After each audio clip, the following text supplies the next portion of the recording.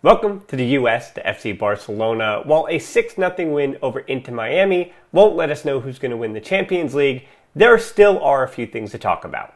For starters though, let's begin with Robert Lewandowski, who did take this one in from the stands. While he did not play in this match, and I don't have too much to say about him here, I can say that we will be having a full podcast on the Polish striker later in the week, so make sure you keep looking out for that.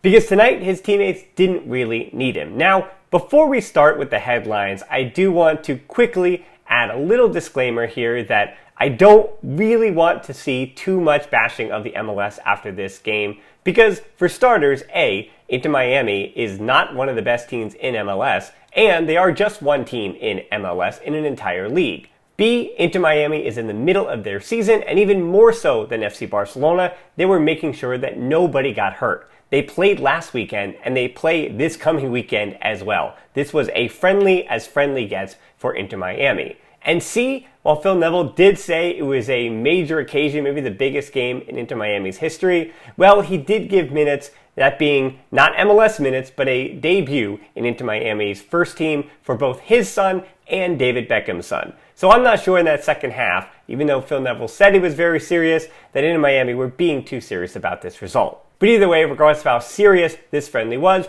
you're here, I'm here, so let's get into it. The 5 headlines from Barcelona's 6-0 preseason win over Inter Miami. So with that said, let's jump right in. Headline number 1 is that they played well. Yeah, of course they played well. They pummeled the team 6-0. But it is possible for Miami to have rolled over completely and for Barcelona to independently have played well together. They did make a few mistakes, especially in the first half, where if there was another team that weren't starting a former Barça, that being in the US, resident player in Bryce Duke, who is a natural midfielder, they had him out on the wing to start this match. So if they had actually played real wingers, that being Inter Miami, and they had a center forward with any bit of mobility, Barca's defense might have been under more attack in that first half. But it should be said that for the full 90 minutes, Barcelona outclassed their opponent, they pressured them more, they combined better, they played with a lot of intensity, and they just all around handled their opponent. And for Inter Miami, yeah, their second half goals in particular, that's a big wolf there, but as I said, I think their eyes were already in dealing with MLS action again this weekend in the games that truly matter. 2 is time for experiments. I think we're going to jump around a little bit here and talk more about the second half than the first, where I think there was a little less experimentation. The lineup from the first half had 11 players that you could argue are likely going to play in those positions this season when the lights finally do really turn on for real. Onto Aubameyang, Raphinha, left to right makes sense to me, Pedri and Garcia, the interiors, Nico the pivot, more on him later, and Balde, Garcia, Christensen, Dest, the back four in front of Ter Stegen. The only thing that maybe we learn from this is that Garcia will continue to be trusted as the left center back, even though he is right-footed. And that Christensen, I don't know if it says more about Garcia actually than Christensen, but that Christensen may be on arrival, even though he has only a few trainings under his belt, be a right center back, whether it's 3 at the back or it's 2 center backs. Because positionally, it's the second half that really gets your attention. Of course, that front 3 of Abde, Memphis, and Dembele, no surprises there. Even that midfield of Gabi, Busquets, and Pablo Torre, no surprises there as well. But then we go to Alba, De Jong, Araujo, and Roberto from left to right with Iñaki Peña in net. Now Peña in net, well, that made a ton of sense. He is the backup. Again, Neto, time for him to find a new club. Alba, of course, he's a left back. Araujo, the right center back, that's probably where he's most comfortable. Sergio Roberto, probably not in the midfield. At least there are other players that are auditioning for spots in the midfield if Roberto is just going to naturally, in case of emergency, get one of those backup spots, but he should also be prepared to be a backup right back. A utility man, utility captain on lower wages than he had, that's what Sergio Roberto is around for. But the real headline will be with De Jong. I said on a podcast last week that I could see him playing as a center back in 3 at the back under Xavi, especially if he does stick around. And I wouldn't feel a bit vindicated if I didn't have so many questions. Was this a rotation due to the personnel available? Maybe. Or maybe the experimenting is happening now, especially with a player who the club is hoping isn't around in a month. And as I had said before, Inter Miami had already waved the white flag, and I'm not sure there's much we can take from De Jong's center back performance. To round things out, Collado came on late to play in more of a central role when things were a bit disjointed. Just like De Jong, I don't know what we really learned from Collado, other than the fact that I think Xavi, even though he wasn't at the game, is going to give Collado just a few minutes, a few opportunities Maybe even this was his final friendly to show where he could be best or where he might feature for Barcelona this year. Or more likely, if he's going to get a position at all, and based on these two friendlies with him playing just a few minutes here and being guy number 23 off the bench, I'm not sure Gallardo has a spot. But again, it's still too early in this friendly tour for me to really make a declarative statement on that. You add to the fact that Abde played on the left and Ferran Torres wasn't available at all, neither was Lewandowski, and it's going to get difficult for Gallardo to be one of those forwards. As for Marc Casado, the B pivot, he was again deployed as a right back, which pushed Roberto farther up the field. I don't know about Koundé, but I do think Azpilicueta is on the way, and so with him as either the starting right back or him and Dest, call it 50-50, whatever you have it, with Roberto as the third right back, Casado will play with Barcelona Athletic as their pivot. And it's interesting to see him on this tour without Amico Marmol or Chadi Riyad, who went back to Barcelona Athletic with Rafa Marquez. For Casado to make this trip, I think that Xavi, he might have been impressed in a few training sessions in the preseason, but I also think that they want to endow him with the confidence necessary to be one of the main players as a pivot for Barcelona Athletic this season. 3 is more questions for Oscar. Now, obviously, I'm saying Oscar isn't Oscar Hernandez, the brother of Xavi Hernandez, who was unable to travel to the U.S. just yet because of travel issues or some visa concerns, but I do leave this match with more questions than answers. And while Xavi wasn't there in person, well, I didn't watch the match in person either, I'm not sure if he or I or any of us can really figure out which players had their stock increase or go down, the old La Bolsa from podcast past. But if we were to do that, I'm not sure, and I have a really hard time figuring out who benefited from this match and who suffered. Kessié may be the one exception, because for the second straight game, he just looked better than everybody else, and it made a lot of sense why he's on this field and why Barcelona went after him for a free transfer. I felt like the arguments I had made about Kamara and all that, can Barcelona replace Busquets? Well, if he had been signed as a Busquets replacement, I felt like at the time it was the wrong move. But Barcelona were looking for an interior. They were looking for a player that could press hard, that was going to fight for the ball, was going to win the ball in 50-50s, was going to get forward and put himself in dangerous goal-scoring positions, and they were looking for a player that was going to have a little bit of that La Pulsa, a little bit of that one-touch passing, and make the right decisions. And so far, Kessié has done all of that.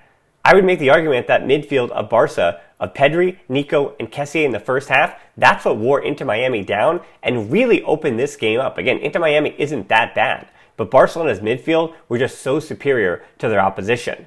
But back to the questions, those for me obviously come along the back line. Can Dest take the leap if Barcelona miss out on Azpilicueta? Can he keep Roberto on the bench and just be the starter? I hope both answers wind up being a resounding yes, but just judging on this match where the ball was very often into Miami's third of the field, Dest didn't show me enough from this one to completely convince just yet. And as I spoke about before, even though Frenkie de Jong is a renowned midfielder and a renowned world-class player, is he a more productive interior in Xavi's system than Pedri, Kessié, and Gavi? Again, just judging on this match in this preseason so far. Xavi clearly doesn't see him as a lone pivot. And while we don't have the answer to this that Xavi does already, was using De Jong at the back tonight a warm-up for an eventual move to a 3-4-3 with him? And before you start writing to me, I think De Jong is a better midfielder. He thinks he's a better midfielder, but is Xavi's midfield better with him as opposed to some of the others that we saw today? That one, I'm not so sure about. But as I said before, this isn't about dragging Frenkie de Jong. Even if you don't get the best version of Frenkie de Jong, he can still be a part of Barcelona's best version, especially if he's going to play center back, and it makes sense in a back three, whether or not Koundé arrives. 4 is depth through growth. Now, those big signings of Raphinha, Lewandowski, even Christensen, they're going to raise the ceiling of this team for a squad that did not have the depth to compete across all competitions last season. But if you're going to start talking about trophies and multiple trophies at that, I think the depth from this team could truly be taken to the next level through the players that we're already familiar with as Kool-Aids. And from this game, I'm particularly talking about 4 players. That's Ansu, that's Eric Garcia, that's Nico Gonzalez, and that's Alex Balde. Much like Christensen, I'm not going to go crazy about Eric Garcia's defensive performance against a, to put it mildly, very uninterested Gonzalo Higuain. He didn't have much work to do, but he will continue to showcase what he does at a very high level. That's dribbling with the ball into space, that's breaking lines with his passing, and that's also showing a little bit of leadership at the back and keeping things organized with players who hadn't played that often together. We do kind of think of Eric Garcia as an afterthought because, when things are not working for him defensively, he's Barcelona's arguably their worst defender along that back line.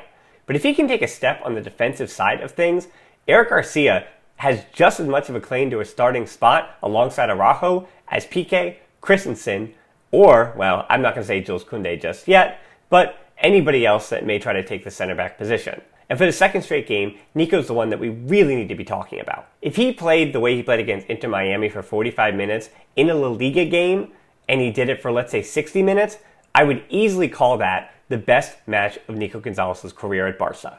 Against Olat, I did feel myself overreacting a little bit, so I'll frame it this way. If these preseason appearances are all little tests for him to complete, he's done it with flying colors. I was really happy with his ball recoveries, his defensive body positioning was exceptional, and I thought his lateral movement was way better than against Olat. His long balls weren't coming off that often, but he did do them occasionally, and they looked better than that first game and better than last season.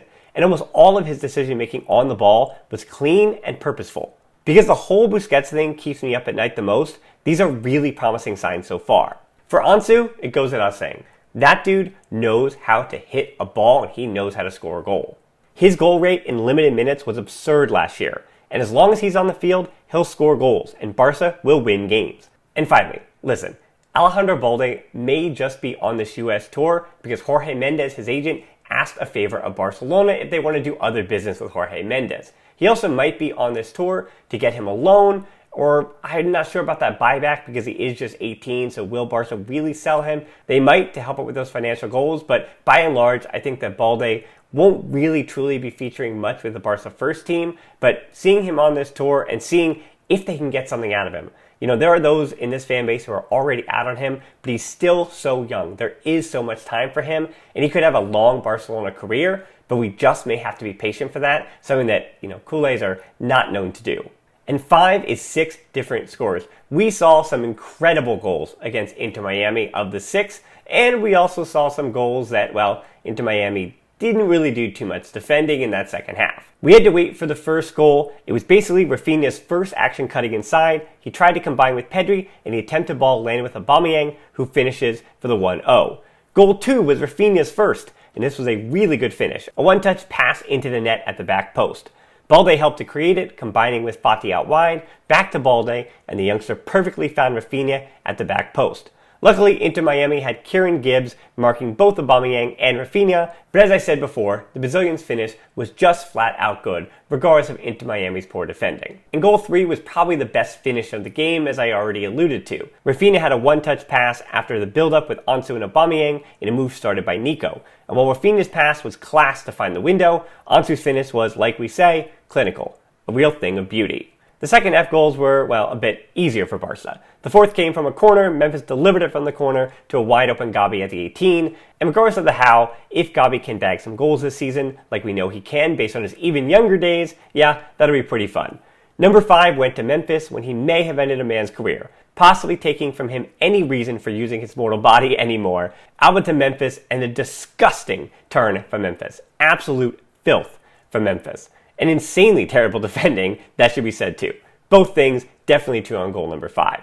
And finally, number 6, yes, Dembélé scoring is good news, but Inter Miami did let him dribble right through them. No one stepped up to him, and he got wherever he wanted. But the finish wasn't stopped by the keeper, so hey, we'll take it. It's 6-0.